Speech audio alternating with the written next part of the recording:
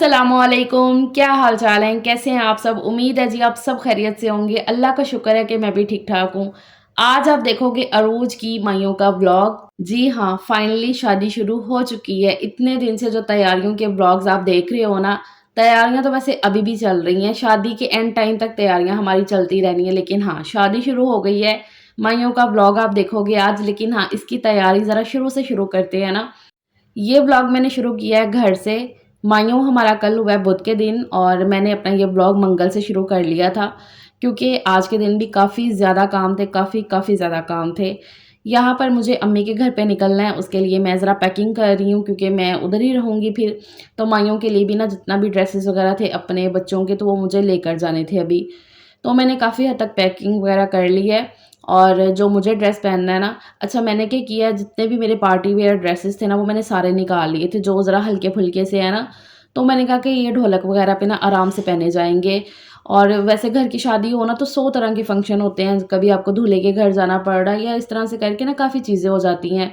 तो मैंने कहा वहाँ पर ये काम आ जाएँगे। एक तो मैंने अपने सारे पार्टी वियर ड्रेसेस निकाल लिए थे। दूसरा आपको याद होगा कि मैंने अपना वो जो स्किन वाला ड्रेस है ना, जो नीचे सबसे पड़ा हुआ है हैंगर में लटका हुआ, तो ये मैंने माइयों के लिए सिलवाया था कि चलो ये मैं माइयों पे पहन लूँगी। लेकिन फिर मुझे याद आया कि मेरे पास ऑलरेडी ये येलो कलर का सूट पड़ा हुआ है, ये येलो शर्ट है, इसकी पिंक ट्राउज़र है। तो मैंने कहा क्यों ना मैं ये पहन लूँ माइयों पे, क्योंकि येलो कलर ज़रा अच्छा लगता है ना माइयों वगैरह पे। तो फिर मैंने वो निकाला अपना सूट और उसको पैक कर लिया। मैं दूसरा भी लेकर जाऊँगी, मतलब मैंने ये सोच लिया था कि मैं दूसरा भी ले जाती हूँ, तो फिर जैसे कोई बोलेगा ना कि हाँ, इस तरह से कर लो ना, सिद्रा, रोज़, अम्मी, और तो फिर वो देख लेंगे। तो फ़िलहाल यहाँ पर जी मैंने पैकिंग वगैरह अपनी कर ली है, घर के सारे काम-शाम ख़त्म किए हैं उससे पहले। और टाइम से जो है ना मैं 12-1 बजे तक ये सारे कामों से फ्री होके और अपने कपड़े वगैरह मैंने पैक कर लिए थे। उसके बाद यहाँ पर मेकअप वगैरह भी मैं रख रही हूँ क्योंकि मैं आज रात ही रुकूँगी, क्योंकि आज अरूज को लेकर जाना था पार्लर। उसका जो भी सारा मैनीक्योर, पेडीक्योर, वो जो सारी सर्विसेज़ होती हैं ना ब्राइडल की, वो आज की थी उसकी। तो उसको मैंने ही लेकर जाना था, उसमें लगना था अच्छा खासा वाला टाइम। इसलिए मैंने सोचा, प्लानिंग की कि चलो अभी से लेकर चलते हैं, अपनी सारी तैयारी-श्यारी करके जितना भी सामान वगैरह माइयों के लिए चाहिए, कपड़े, जूते, जो भी कुछ है, तो वो अभी से लेकर चलते हैं ताकि कल के लिए ज़रा आसानी हो जाए, क्योंकि माइयों के दिन सुबह उठते सार ही अच्छे खासे वाले टाइम काम होने वाले थे। तो बस यहाँ पर मैं पैकिंग वगैरह करके आ गई हूँ इधर। आई तो देखा बाबर काफ़ी अच्छे मूड में था। बाबर के साथ हम बात तभी कर सकते हैं जब उसका मूड होगा। जब उसका मूड होगा तभी उसके साथ बात करेंगे तो सही है, वरना उसने कहना मेरे पास भी ना बैठो। अच्छा मुझे कमेंट आते हैं कि आपी आपका भाई नहीं है कोई? तो जी ये मेरा भाई है। भाई मेरा ज़रा डिसेबल है, एक ही भाई है मेरा। हम 3 बहनें हैं और एक हमारा ये भाई है, जो मुझे काफ़ी टाइम से देखते हैं। ज़ाहिर-सी बात है उन्हें तो पता है, लेकिन जब कोई नया देखता है ना तो वो फिर क्वेश्चन करता है, तो इसलिए मैं बता रही हूँ। सबसे बड़ी मैं बहन हूँ, उससे छोटा मेरा ये भाई है, उससे छोटी मेरी एक और बहन है और फिर सबसे छोटी अरूज है जिसकी अभी शादी रखी हुई है, इस तरह से।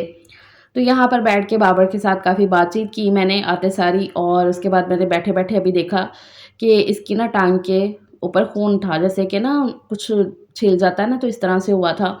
तो बाबर को ना इतना पता नहीं चलता है, उसकी टाँगों में चोट वग़ैरह लगी ना तो उसे कम ही पता चलता है, क्योंकि उसे सुन्न है जैसा एक तरह की ना टाँगें, नहीं इतना उसे फ़ील होता है।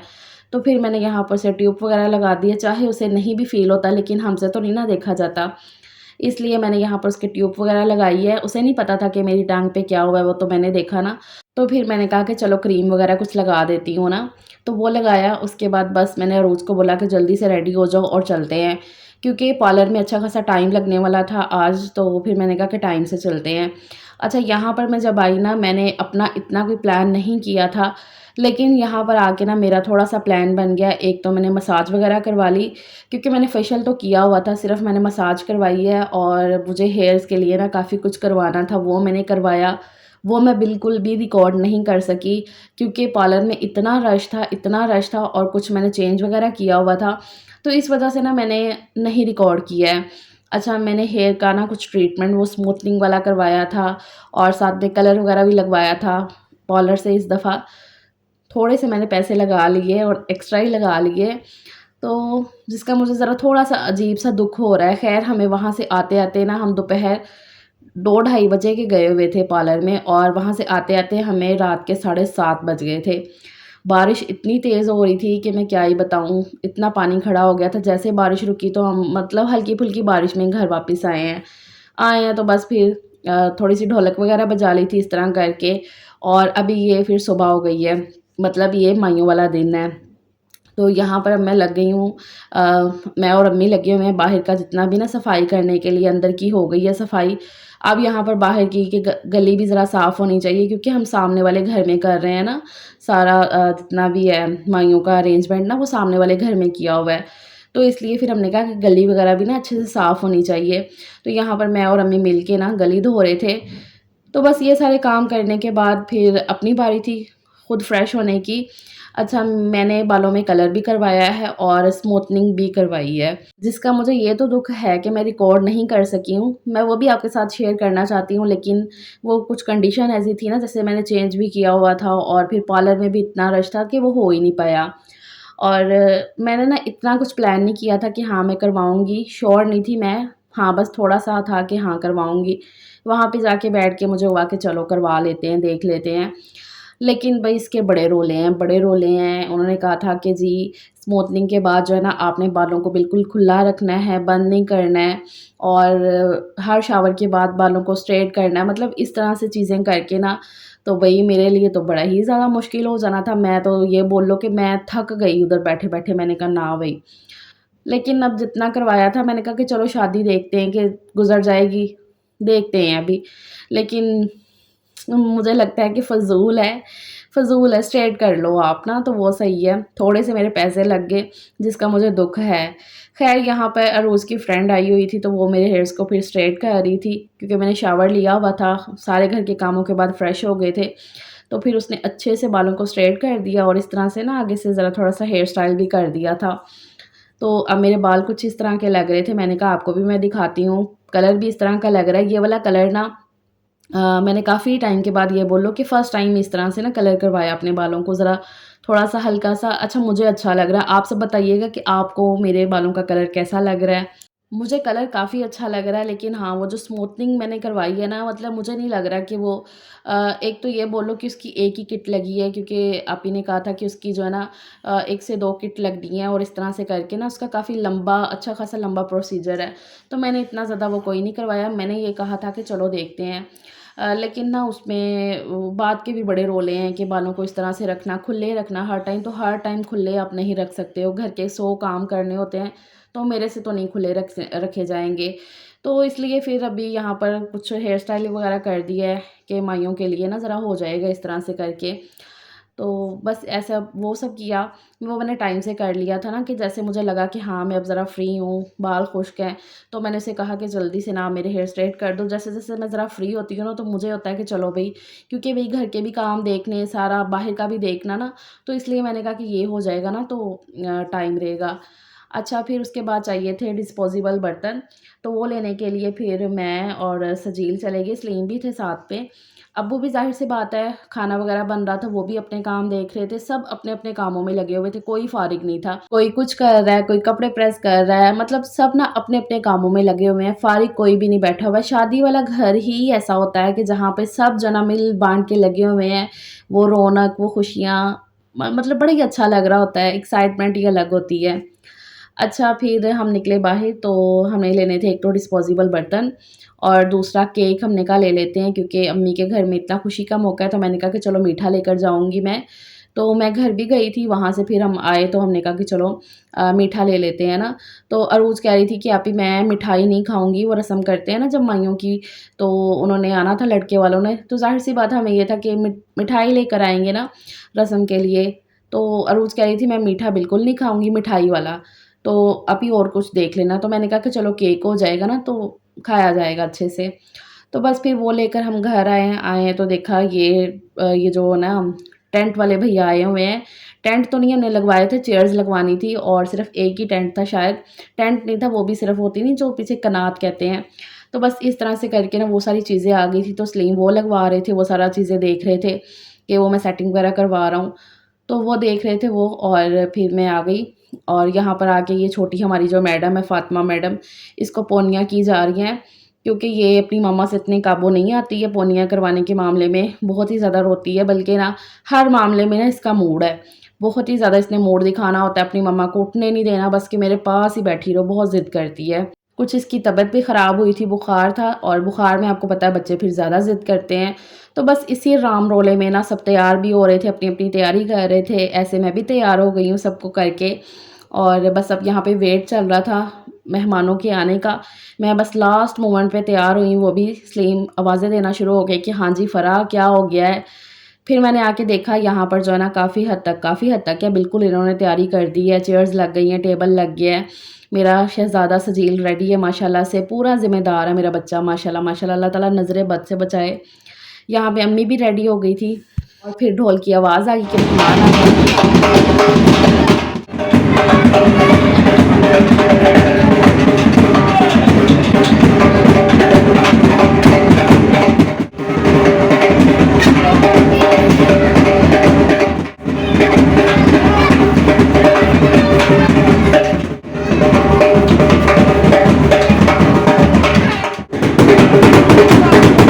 यहाँ पर जी दूल्हे के घर वाले आ गए हैं, काफ़ी धमाकेदार एंट्री की उन्होंने, काफ़ी ढोल बजाए अच्छे से, और काफ़ी अच्छा लगा देख के।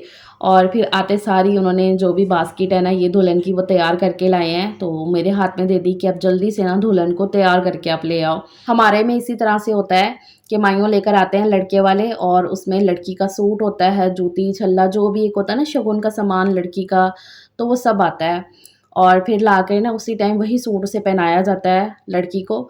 तो यहाँ पर फिर मैंने ये सारी टोकरी खोल दी है, इसके अंदर ये बहुत ही खूबसूरत सा रोज़ का ड्रेस है, साथ में चूड़ियाँ हैं, ज्वेलरी है, और ये ताज़ा फूलों की जो ज्वेलरी है ना ये बहुत ज़्यादा पसंद है मुझे।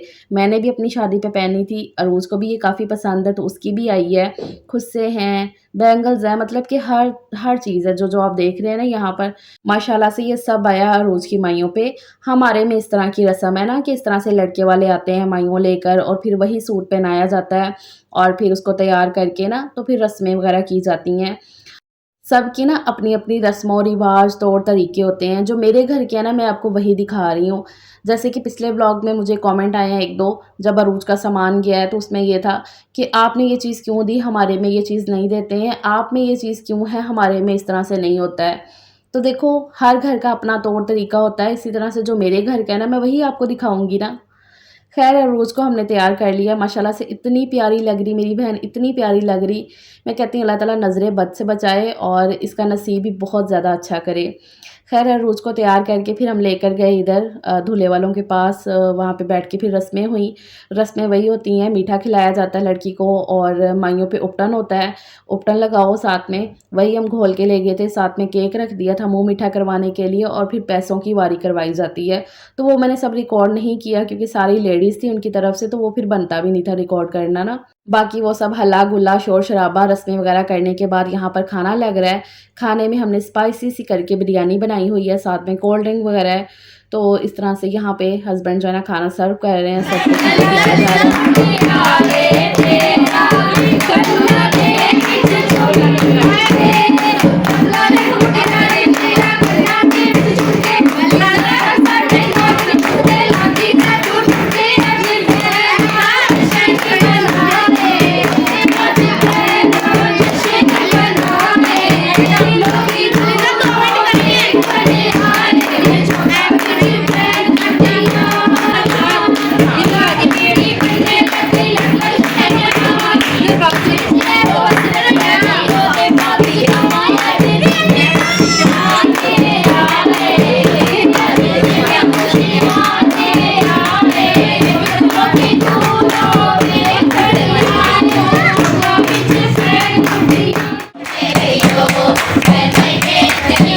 खाना-शाना खाने के बाद खूब एन्जॉय किया, ढोलक बजाई हमने, उन लड़के वालों ने, तो खूब गाने वगैरह गाए हमने।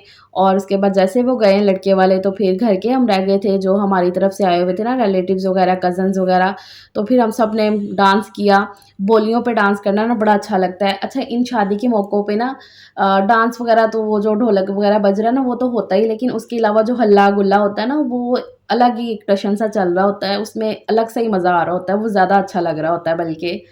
तो बस वो सब किया। उसके बाद यहाँ पर ये कुछ मैंने तस्वीरें शेयर की हैं आपके साथ, क्योंकि वीडियोज़ तो इतनी बन ही नहीं सकी हैं क्योंकि माशाल्लाह से इतने काम थे, लेकिन अल्लाह का शुक्र है हमारा फंक्शन बहुत बहुत ज़्यादा अच्छे से हो गया है अल्हम्दुलिल्लाह से। इतना ही मैं रिकॉर्ड कर सकी जो कि मेरे लिए काफ़ी ज़्यादा है। आई होप कि आप सब ने अच्छे से इंजॉय किया होगा माइयों फंक्शन को। अब आगे चल के 6, 7, 8 को होंगे मेहंदी, बारात और वलीमा। वो भी इंशाल्लाह आपके साथ शेयर किए जाएँगे, लेकिन उससे पहले भी काफ़ी चीज़ें हैं जो कि इंशाल्लाह साथ-साथ होती जा रही हैं और आपके साथ शेयर भी हो रही हैं। अच्छा जी, सारा कुछ होने के बाद यहाँ पर घर की सफाई करवा ली है, बर्तन साफ़ हो गए हैं। अब जो है ना इतनी थकावट के बाद 1 कप चाय तो बनती है, ये पी के चलेंगे अपने घर। और घर आने के बाद यहाँ पर बैठी मैं वॉइस ओवर कर रही हूँ ताकि सुबह व्लॉग आप तक टाइम से पहुँच सके।